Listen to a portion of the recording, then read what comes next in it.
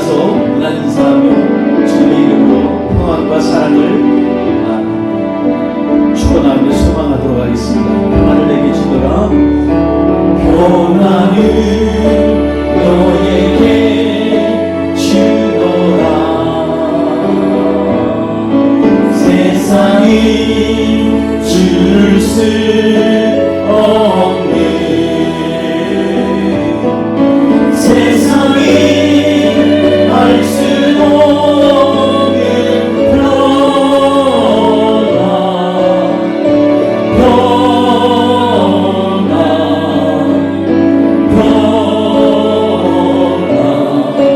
평안을 내게 주노라. 사랑을 너에게 주노라. 사랑을 너에게 주노라. 세상이 줄 수 없는 세상이 줄 수 없는 세상이 알 수도 없는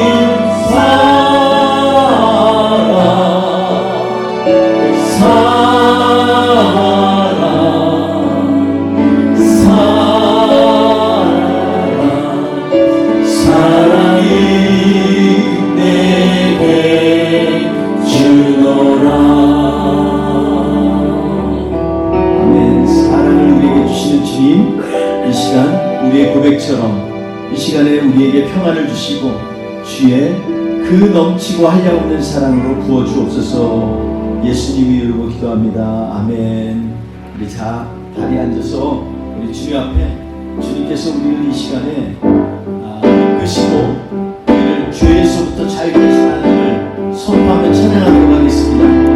우리 힘차게 찬양하며 나아가겠습니다. 할렐루야. 죄에서 자유를 얻게 하는 보혈의 능력, 주의 보혈 신령을 이기고 승리하니 참 놀라운 능력이로다.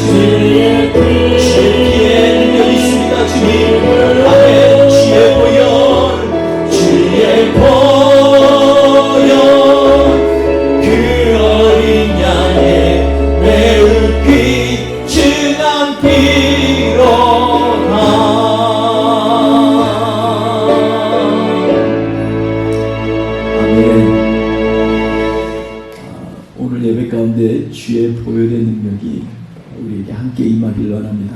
이 시간에 우리가 주님 앞에 모여서 주의 은혜를 사모하고 주의 성령께서 충만하게 우리를 채우시기 원합니다. 주님을 따르는 우리 되겠습니다. 우리 함께 주님 앞에 고백하며 이 찬양을 주님 앞에 선포하며 드리겠습니다. 아멘.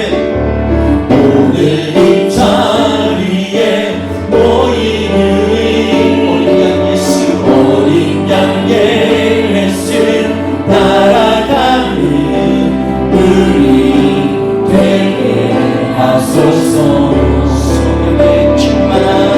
성령의 충만한 임재 안에 어둡던 우리가 밝아져서 주를 보게 하소서. 다시 한번 찬양하겠습니다. 오늘 이 자리에 모인 우리, 오늘 이 자리에 모인 우리, 어린 양 예수 따라가는 우리 되게 하소서. 성령의 충만한 임재 안에 어둡던 우리는 밝아져서 주를 보게 하소서. 할렐루야. 당신의 겸손함, 당신의 거룩함, 당신의 정직함 우리에게 보이사 내 안에 교만함, 내 안에 정반함, 내 안에 거짓된 모두 벗어버릴 아멘. 어린 양 예수 날아가는 우리 되게 주님으로부터 선포하며 나아갑니다. 오늘 이 자리에 모인 우리가, 오늘 이 자리에 모인 우리 아멘. 어린 양 예수 날아가는 우리 되게 하소서. 성령의 충만함으로 함께 하옵소서. 성령의 충만함 임재 안에 어둡던 우리는 밝아져서 주를 보게 하소서.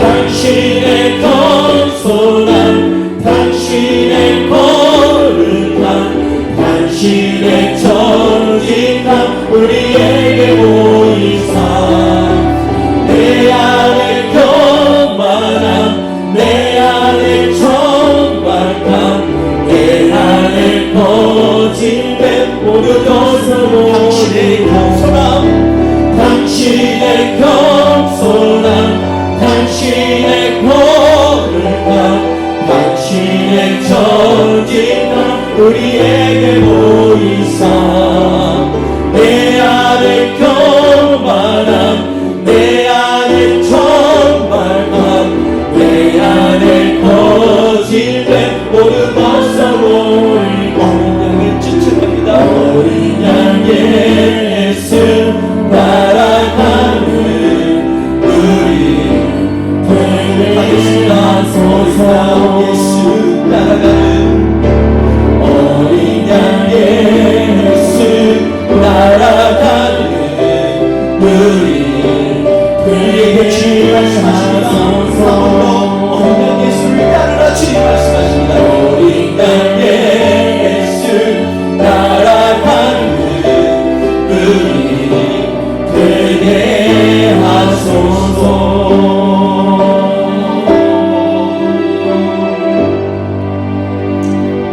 우리의 사랑이 어떻든 간에 우리 어린 양 예수를 쫓아가는 우리 하나님의 백성 되기를 원합니다.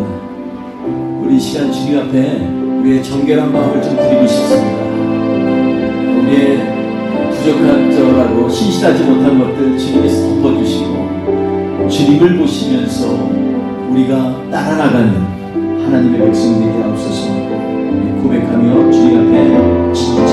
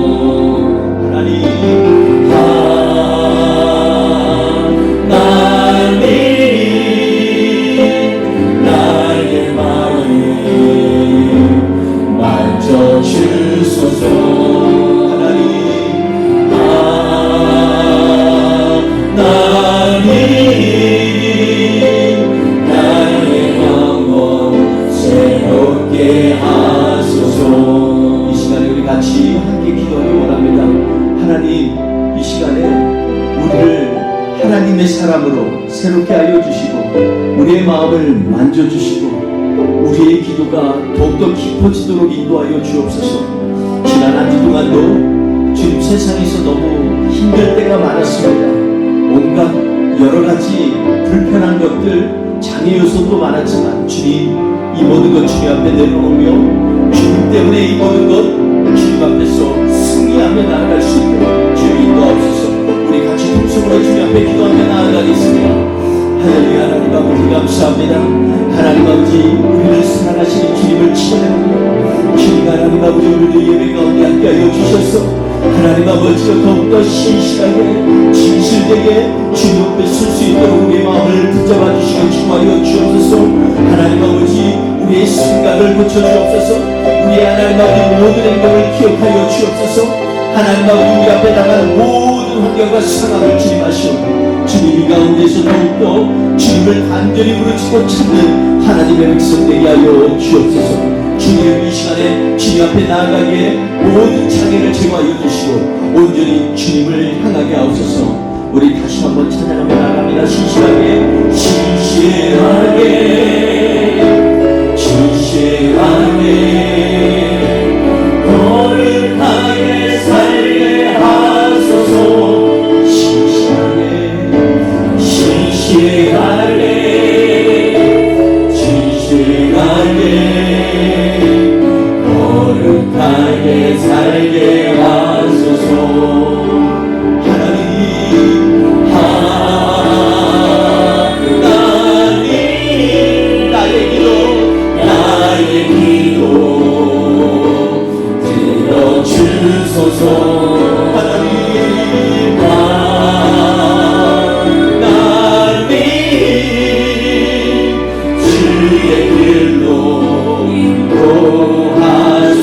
하나님 나의 마음 만져주소서.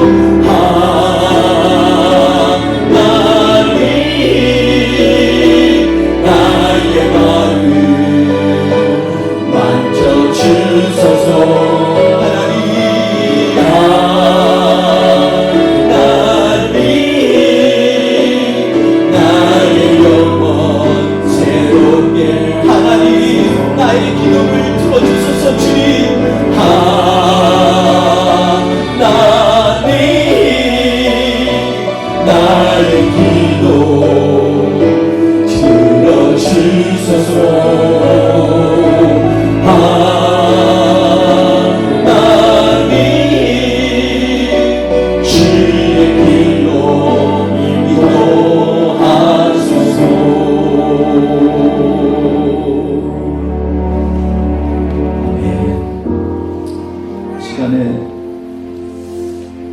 우리 교회가 정말 믿음의 공동체가 되길 원합니다.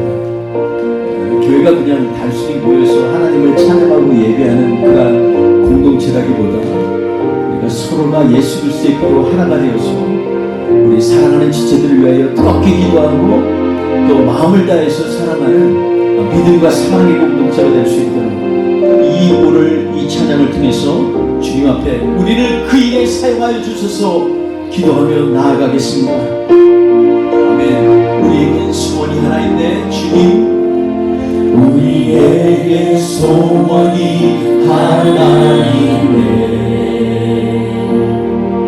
주님 다시 오신 그날까지 우리 가슴에 새긴 주의 십자가 사랑 나의 교회를 사랑해 하는 주의 교회를 향한 우리 마음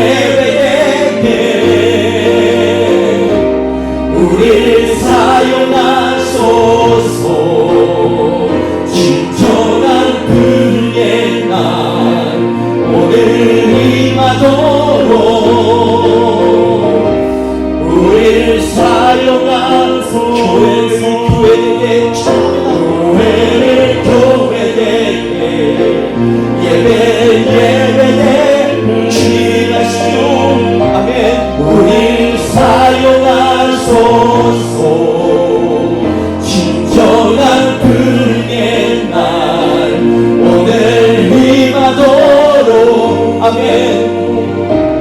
우리를 사용한 교회를 교회에게 선포하는 나다. 교회를 교회에게 예배에게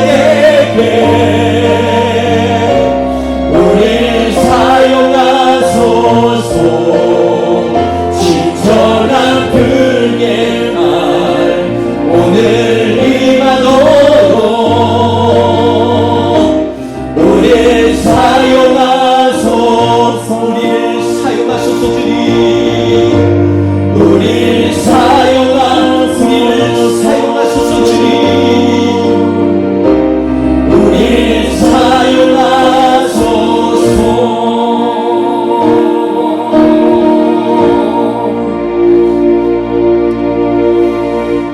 좋으신 하나님 아버지, 교회의 모든 터가 마치 이스라엘의 마지막 때 성전이 무너지고 그리고 성벽이 무너지는 그때를 생각하는 것처럼 덧없이 무너지는 그러한 세상을 향하여서 깨어있어서 하나님의 백성으로 이 땅을 하나님께로 돌리는 귀한 하나님의 통로로 우리를 사용하여 주옵소서. 오늘 예배를 받아주시고 예배 가운데 주님 우리에게 친히 말씀하여 주시며 은혜를 내려주시사 한 주간도 주의 말씀 붙들고 승리하는 믿음의 공동체 될 수 있도록, 생명의 말씀 공동체 될 수 있도록 우리를 지키시고 인도하여 주옵소서. 감사하며 예수님의 이름으로 기도했습니다. 아멘. 우리 사도신경으로 신앙 고백하시겠습니다. 나는 전능하신 아버지 하나님 천지의 창조주를 믿습니다. 나는 그의 유일하신 아들 우리 주 예수 그리스도를 믿습니다.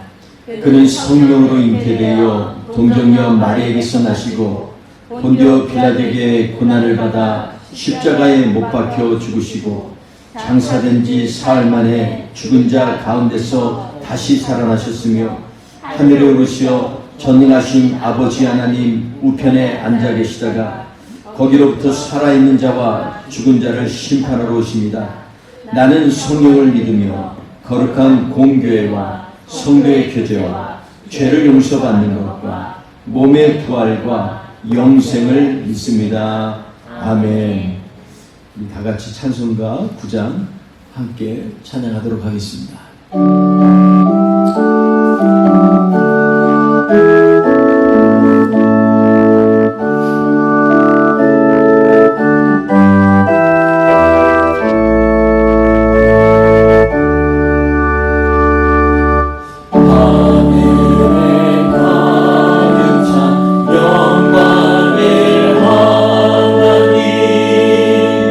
온 땅에 충만한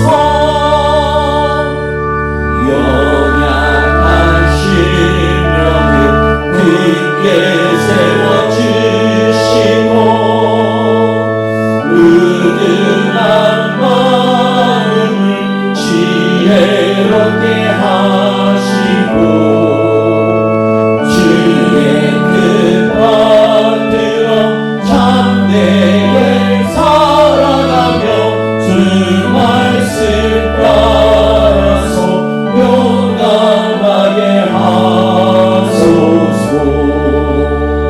권능과 지혜와 사랑 은혜의 하나님 은혜를 받아주시옵소서.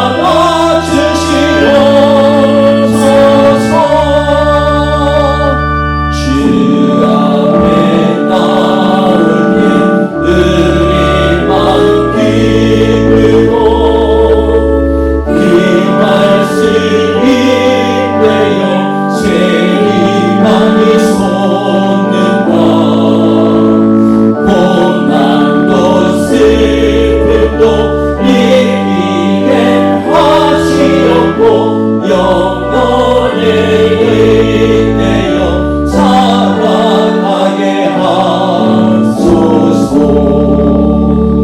우리의 자랑과 기쁨 생명의 하나님 우리 예배를 받아주시옵소서.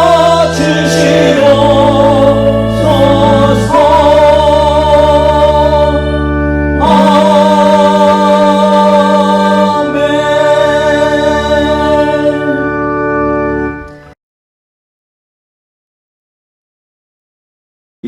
1절에서 13절 말씀 우리 함께 공독하겠습니다. 시작.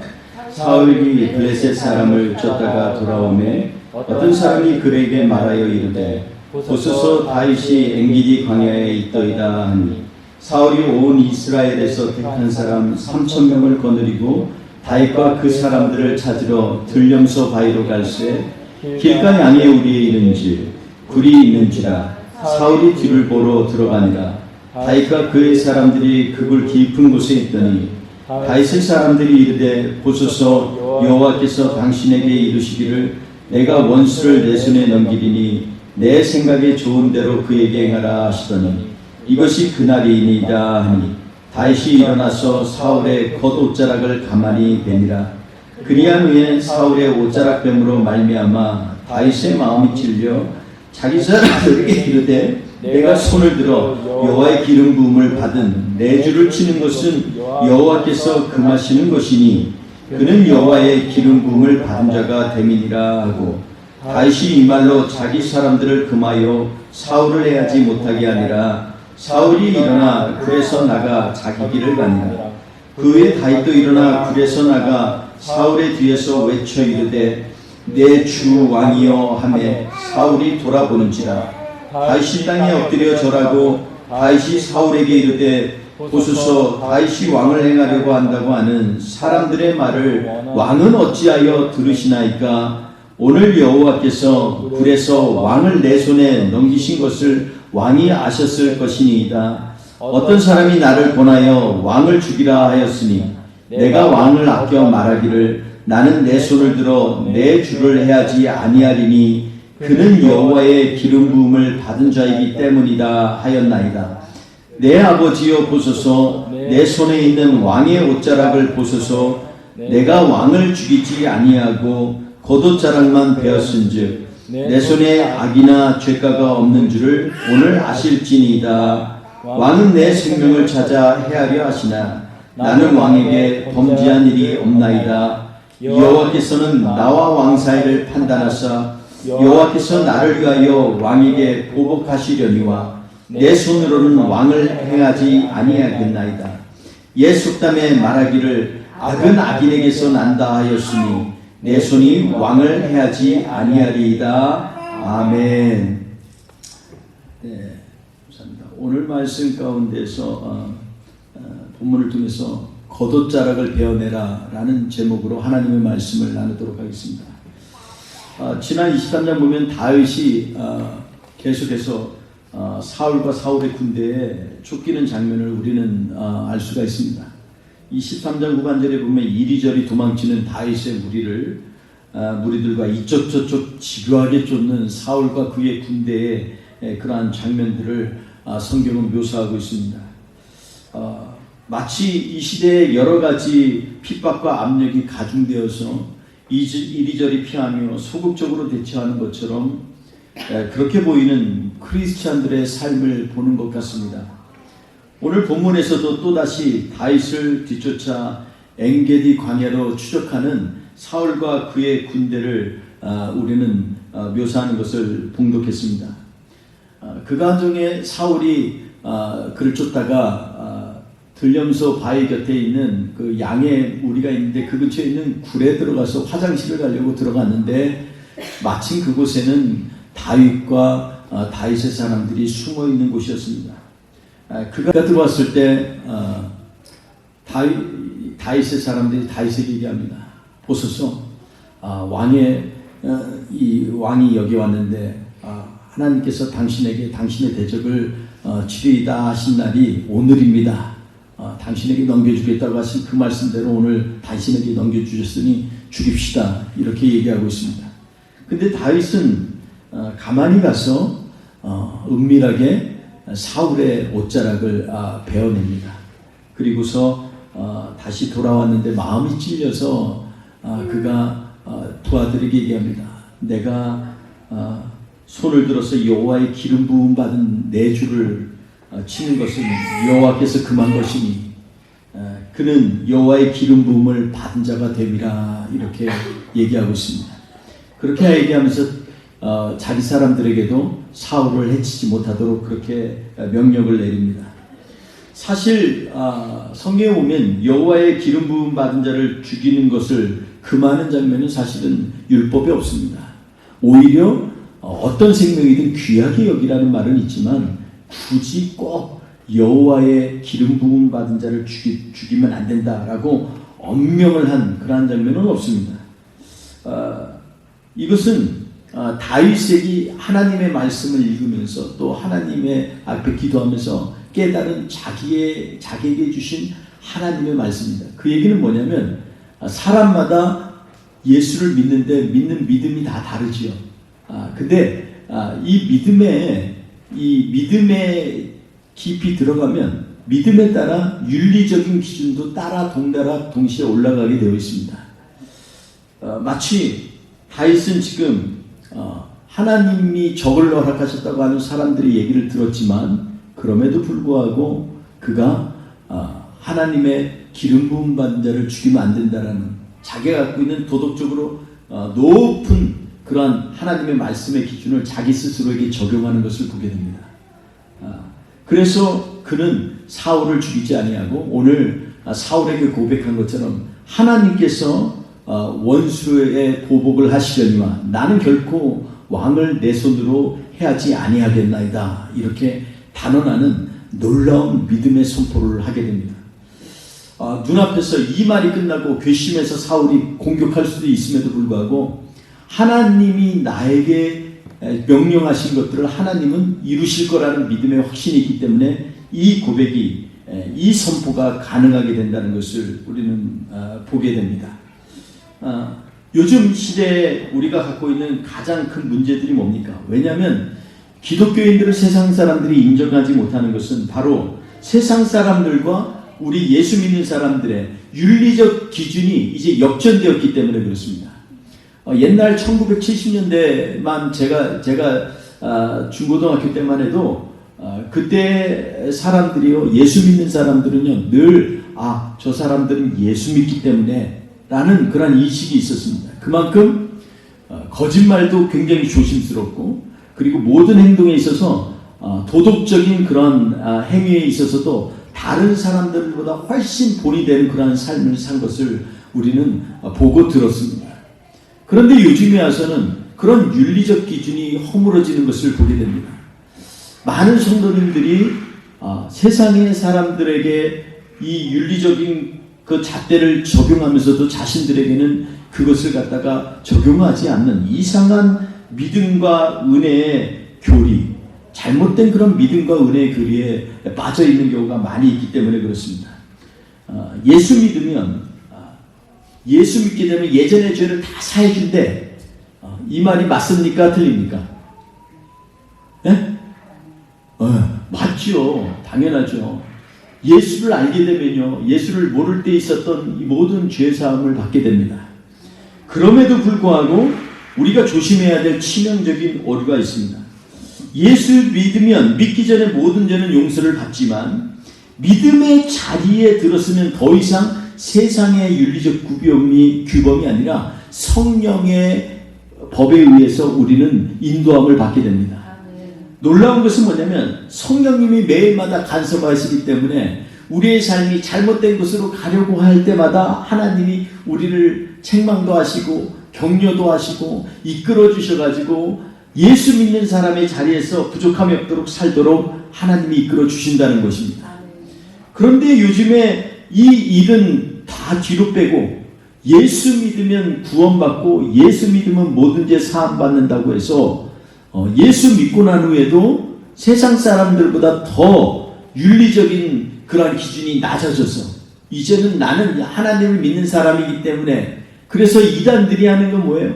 이제부터 잘못된 것은 나와 하나님과의 관계지 세상 사람과의 관계가 없다라고 해서 죄의식이 없는 사람들이 많이 있어요. 그러한 이단들이 지금 한국에는 정말로 많이 있습니다. 여러분 근데 그렇게 얘기하지 않습니다. 마태복음 5장은 보면 하나님의 율법을 갖다가 예수님께서 재해석하는 장면이 나옵니다. 너희는 살인하지 말라 하였거니와 그러나 내가 말하노니 누구든지 미워하는 자는 살인하는 자와 마찬가지다 라고 여기까지 얘기합니다. 여러분 사람들이 내가 부모를 공경하라 하였거니와 너희는 고르반 하나님께 드림이 되었다 하고 부모에게 하지 않는 것을 갖다가 변명을 하는도다 이러면서 사람들을 갖다가 엄히 힐책하고 책문하시는 예수님을 보게 됩니다. 그래서 마태복음 5장 맨 마지막 40절에 보면 48절에 그러므로 너희 하늘에 계신 하나님이 온전하신 같이 너희도 온전하라 이렇게 말씀하고 있습니다.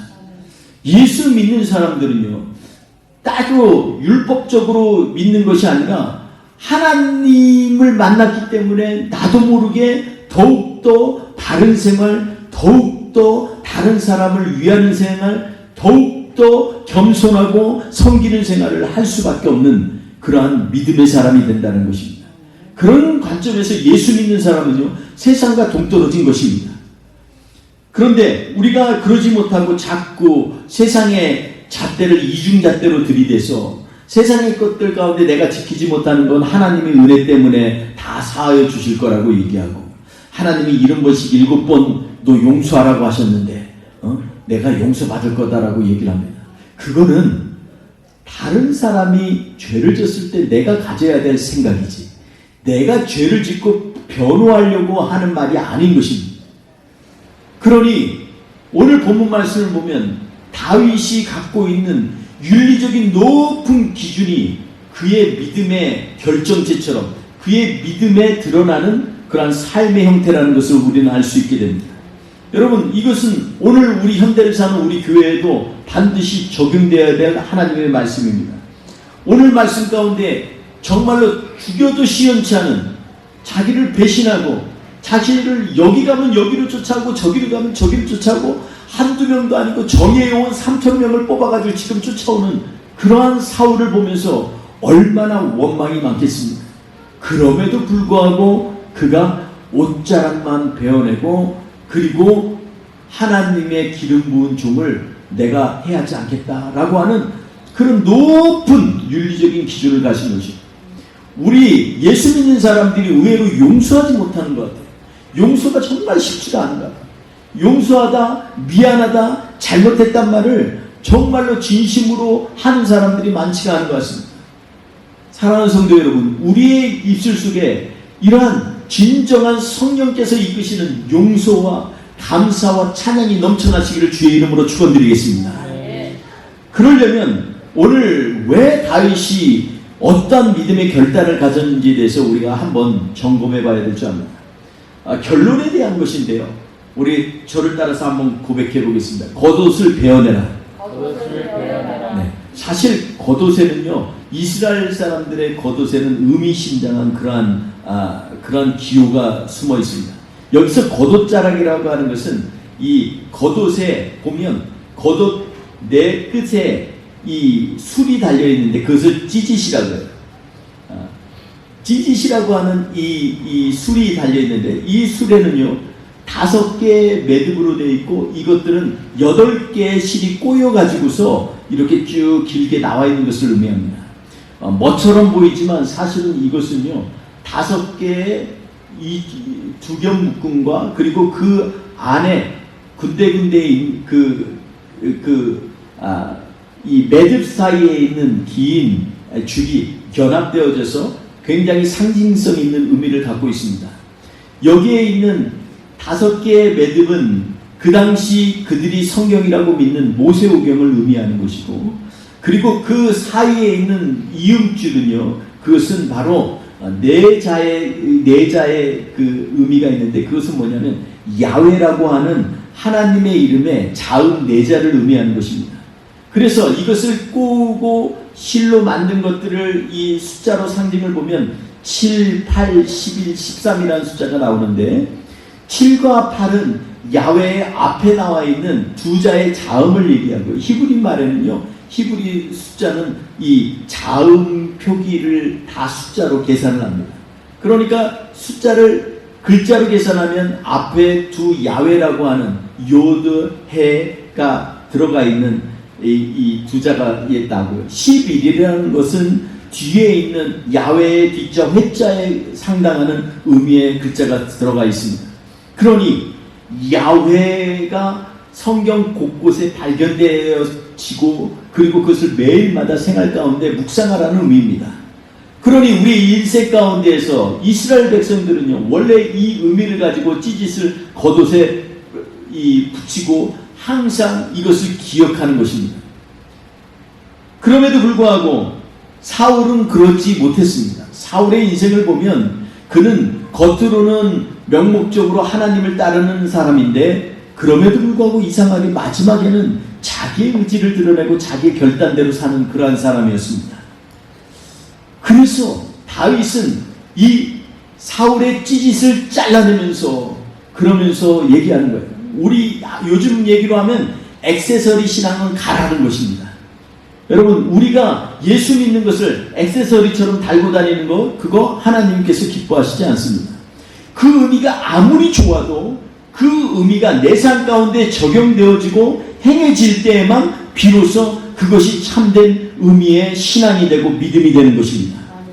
그러므로 다윗이 이것을 사울의 찌짓을 잘라냈다라는 것은요, 그만한 그 엄청난 의미가 있습니다. 사실 7, 8, 11, 13까지 이 숫자들을 더하면은요, 이것을 더하면 야훼 아케드라는 말입니다. 하나님은 한 분이시다. 신명기 6장 4절에 있는 말씀의 첫 절을 얘기하는 것입니다. 들으라 이스라엘아, 하나님은 한 분이시니. 여러분, 하나님이 한 분이시라는 것, 이것은요 다른 하나님 외에 다른 신이 없다는 것입니다. 그리고 하나님 외에 다른 것이 보이지 않는 것이라는 것을 얘기하는 것입니다. 내 인생에 있어서 오직 하나님만이 나의 길이고 나의 주관자시고 나의 생명이라는 것을 선포하는 것입니다. 그래서 하나님은 한 분이시다. 이것이 바로 이 이스라엘 백성들의 믿음의 가장 핵심적인 그러한 고백입니다. 그럼에도 불구하고 이것이 내 안에 없으면요, 이것은 마치 야고보에서 말한 것처럼 행함이 없는 믿음은 죽은 믿음과 같다라고 말씀하고 있는 것처럼 우리의 인생에 있어서도 믿음이 죽은 믿음과 같이 변질되는 그러한 삶을 살 수밖에 없다는 것을 성경은 말씀하고 있습니다. 다윗은요 이것을 도려내면서 나중에 사회되게 얘기합니다. 사울 왕이요, 내가 하나님 앞에서 죄를 짓지 아니하였나이다. 왜냐하면 나는 당신을 죽을 기회를 하나님이 주셨지만 나는 당신을 죽이지 아니하였나이다. 이렇게 말씀하고 있습니다. 그 대신에 그 찌짓을 찢은 것처럼 자기의 인생 가운데 자기의 심장을 찢어내고 그리고 자기의 심령 속에 있는 악한 것들을 도려내는 심령으로 하나님 앞에 울부짖고 부르짖는 다윗의 심령을 오늘 우리는 마주할 수가 있겠습니다. 그는 그 위험 가운데도 하나님의 이름을 붙잡고 그 이름을 높여드리는 그러한 삶을 살겠다라는 고백을 하고 있습니다. 여러분, 우리의 신앙이 액세서리 신앙입니까? 우리의 신앙 가운데 고백이 우리의 신앙을 드러내는 그런 액세서리입니까? 액세서리가 나쁘다는 게 아니에요. 그런데 액세서리가 치장을 다해서 액세서리만 보이는 그러한 사람은요, 사실은 별로 개성이 없습니다. 액세서리가 있을 때 그 사람이 더욱더 돋보여야 참된 액세서리죠. 믿음의 선포도 마찬가지입니다. 하나님, 여호와는 한 분이십니다. 그게 내 인생에 적용이 되어져 가지고서 내가 이 하나님 외에는 내가 다른 것들을 가지고 살지 않겠습니다 라는 고백이 있을 때 이것은 정말로 멋진 고백이고, 그리고 이 고백을 통해서 하나님의 능력이 우리에게 드러나게 됩니다. 그런데 그렇지 못하고 내가 이름만 크리스찬으로 그냥 세상에서 내가 그냥 우리 안에 가져있는 믿음, 다른 교회 다니니까 그냥 교회 다니고 예배 드리니까 예배 드리고, 이런 예배를 하나님 앞에 드리는 것, 그것이 바로 온전하지 못한 그러한 예배의 형태라는 것을 우리는 잘 알고 있지만 그것을 행하지 못하는 인생을 살고 있는 것을 보게 됩니다. 여러분, 요즘 시대에 우리가 우리의 예배를 어떻게 드려야 될지 정말로 혼돈스러울 때가 많이 있습니다. 예배를 드리는데 어떤 교회는 이러한 방식으로 드리고 어떤 교회는 저런 방식으로 드립니다. 오늘 다윗은요, 굴 속에 있었지만 그의 인생의 뜨거운 고백과 신념은 뭐냐면 하나님은 한 분이시고 그 하나님이 나를 지켜주시다라는 것입니다. 비록 굴 속에 있고 지금 언제 죽을지 모르는 생명의 위험 가운데 있을지라도 하나님이 나를 붙드시기 때문에 내가 살고 있다라는 고백이 다윗의 고백이고, 그런 고백이 이거는 뒤에서 더 이상 물러설 수 없는 그런 다윗의 인생 가운데 하나님이 주시는 도움의 손길인 것을 우리는 알 수 있습니다. 사랑하는 성도 여러분, 액세서리의 신앙은 우리가 떠나가야 됩니다. 여러분, 우리 인생 가운데 우리의 고백이 그냥 고백으로 남지 않도록 하나님 붙들고 우리가 다윗처럼 주님, 나는 주님 앞에서 더욱더 주님 때문에 세상에서 더욱더 올바로 살겠습니다. 주님 때문에 내가 세상의 빛과 소금이 되겠습니다. 이 결단이 우리 안에 넘쳐나시기를 바랍니다. 이번 한 주도 예수 믿는 사람답게 살 수 있도록 오늘 내 주변에 있는 액세서리 찌짓을 베어내고 오히려 그 찌짓에 속해 있던 상징적인 의미를 내 마음에 붙여넣어서 하나님, 내 안에 들어와 주세요. 주님 붙들고 오늘도 승리하기 원합니다. 이렇게 믿음의 고백을 하며 승리하는 우리 하나님의 사람 되시기를 주의 이름으로 축원드리겠습니다. 기도하겠습니다. 우리 인생 가운데 어떻게 보면 신앙이 액세서리가 돼버린 그러한 삶을 살고 있는 것은 아닌가, 다시 한번 우리를 돌아봅니다. 하나님, 나를 포장하기 위해서 정말 예수 잘 믿는 사람처럼 주일날 교회 가고 하나님 앞에 예배드리고 사람들 앞에서 친교하고 교제하고 봉사도 하지만, 그러나 내 안에 정말로 내가 더욱더 도덕적이고 윤리적인 기준이 높아지는 것은 그러한 나를 보이기 위한 것이 아니라 나를 사랑하시고 나를 위하여 피 흘려 죽으신 예수 그리스도이기 때문에 내가 이 일을 행합니다 라는 고백이 일어나기를 원합니다. 주님, 우리의 믿음이 깊어질수록 우리의 모든 행위도 더욱더 성숙되고 더욱더 올바를 수 있도록 주님 인도하여 주시옵소서. 하나님, 더 이상 나의 그런 여러 가지 말의 유의나 언어의 여러 가지 묘사가 그냥 입술에만 머무는 것이 아니라 내 마음 깊이 울려 퍼지는 그런 믿음의 고백이 되게 하여 주시고 오늘도 승리하게 하옵소서. 감사하며 예수님의 이름으로 기도했습니다. 아멘.